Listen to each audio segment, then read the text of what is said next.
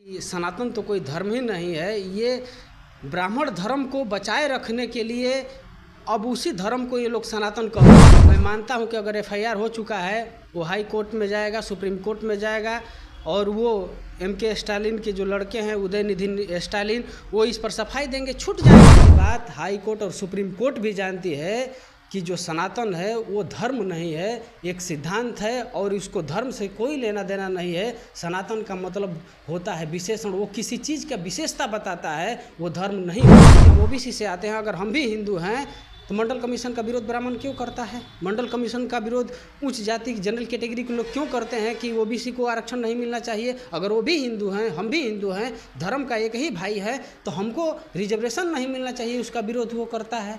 इसका मतलब हम हिंदू नहीं। तमिलनाडु के मुख्यमंत्री के बेटे उदय स्टालिन जी ने जब से सनातन धर्म की तुलना डेंगू, मलेरिया और कोरोना से किया है, तब से बहुत बड़ा कंट्रोवर्सी हो गया है। इस कंट्रोवर्सी को लेकर लोग उनको ट्रोल करके ट्विटर पे, जो कि अब एक्स हो चुका है फॉर्मल में, उस पर ट्विटर पे ट्रोल करके लिख रहे हैं कि उदय स्टालिन को गिरफ्तार करो।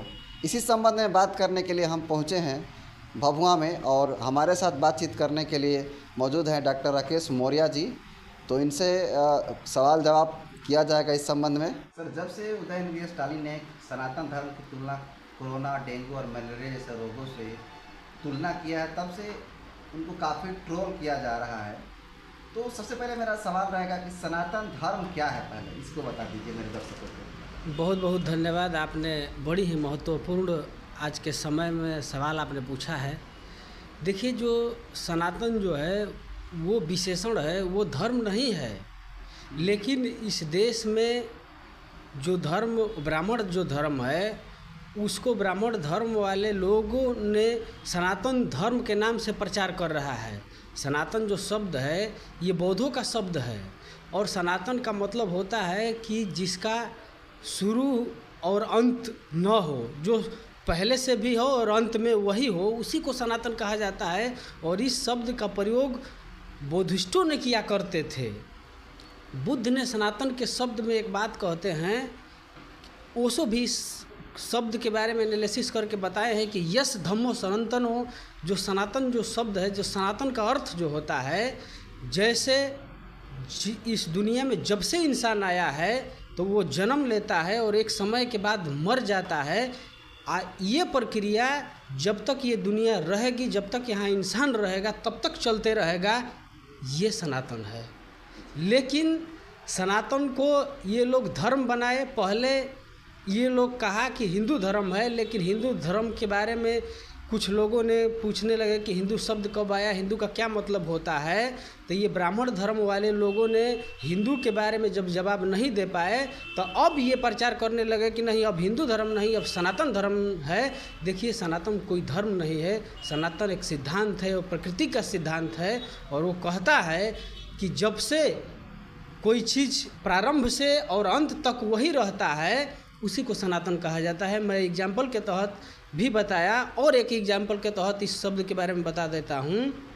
बुद्ध कहते हैं कि इस दुनिया में प्रेम से प्रेम बढ़ेगा, प्रेम से प्रेम बढ़ेगा, बैर से बैर बढ़ेगा। ये सनातन है। ये दुनिया जब तक रहेगी तब तक ऐसा चलेगा, प्रेम से प्रेम बढ़ेगा और बैर से बैर बढ़ेगा।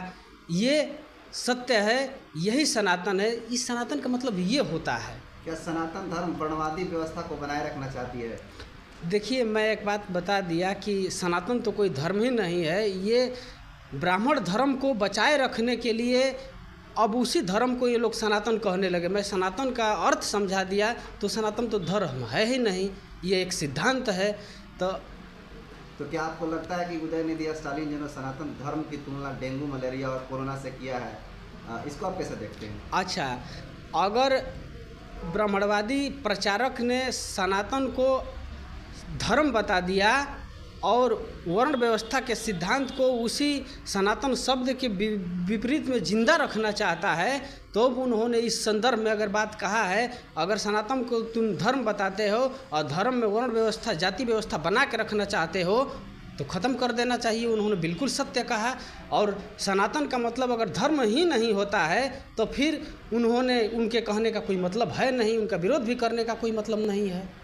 उनके विरोधी लोग तो ये बोल रहा है कि वो तो क्रिश्चियन है, इसीलिए जो है सनातन धर्म का जो है विरोध कर रहा है। इस देश में अधिकार है कि हम किस धर्म को मानेंगे, क्रिश्चियन होंगे, बुद्धिस्ट होंगे, मुस्लिम होंगे, सिख हो जाएंगे, ये हमारे ऊपर है। इसको प्रतिरोप और आरोप लगाने वाला कोई नहीं है, क्योंकि भारत का संविधान कहता है कि आप जिस धर्म को चाहे उस धर्म को मान सकते हैं। ये आपकी व्यक्तिगत राय है, व्यक्तिगत मान्यता है। तो ये जो ब्राह्मण धर्म को मानने वाला जो लोग है, प्रतिरोप आरोप लगा रहा है, वो क्रिश्चियन है। संविधान कहता है कि जो चाहे मान सकते हैं। उदयनिधि स्टालिन पर दिल्ली में FIR भी हो चुका है। FIR हो चुका है। मैं मानता हूं कि अगर FIR हो चुका है, वो हाई कोर्ट में जाएगा, सुप्रीम कोर्ट में जाएगा, और वो MK स्टालिन के जो लड़के हैं, उदयनिधि स्टालिन, वो इस पर सफाई देंगे, छूट जाएंगे। अभी तो उनके ऊपर आरोप लगा है ना, वो दोषी सिद्ध होंगे। हाई कोर्ट है, सुप्रीम कोर्ट है, जस्टिस है हमारे देश में।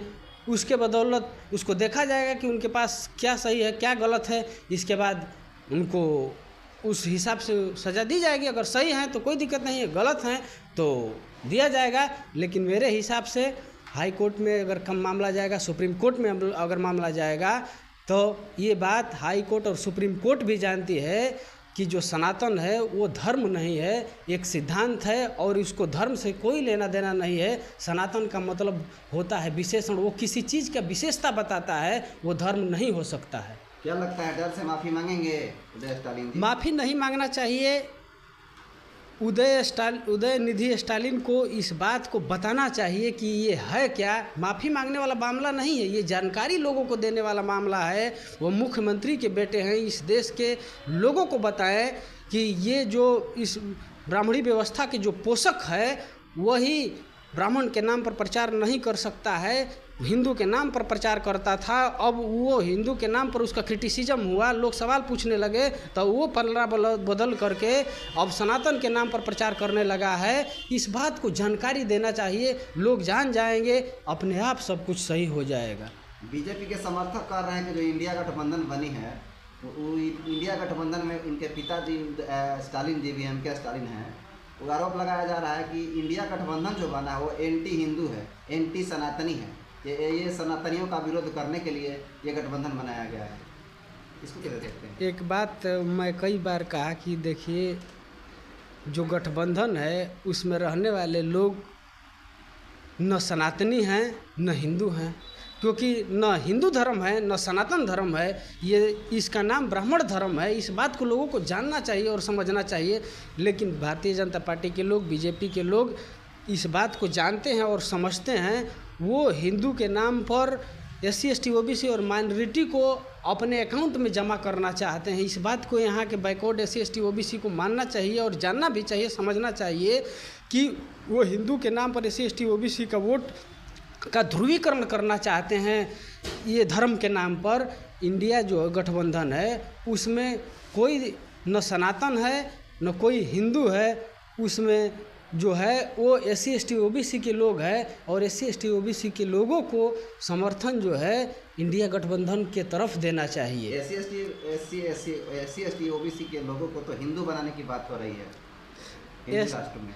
SC ST OBC के लोग हिंदू नहीं हैं, ये कोई सिद्ध नहीं कर सकता है। किसी धर्म ग्रंथ में ये शब्द ही नहीं है कि हिंदू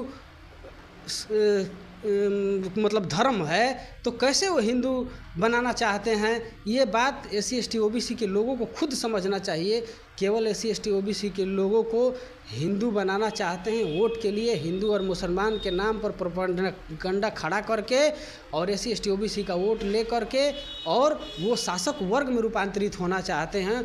और अगर बैकवर्ड क्लास के लोग अगर हिंदू हैं तो बैकवर्ड क्लास का जो रिजर्वेशन है 27% फुलफिल क्यों नहीं होता है। हमारे जब देखिए हम OBC से आते हैं, अगर हम भी हिंदू हैं तो मंडल कमीशन का विरोध ब्राह्मण क्यों करता है। मंडल कमीशन का विरोध उच्च जाति जनरल कैटेगरी के लोग क्यों करते हैं कि OBC को आरक्षण नहीं मिलना चाहिए। अगर वो भी हिंदू हैं, हम भी हिंदू हैं, धर्म का एक ही भाई है, तो हमको रिजर्वेशन नहीं मिलना चाहिए, उसका विरोध वो करता है।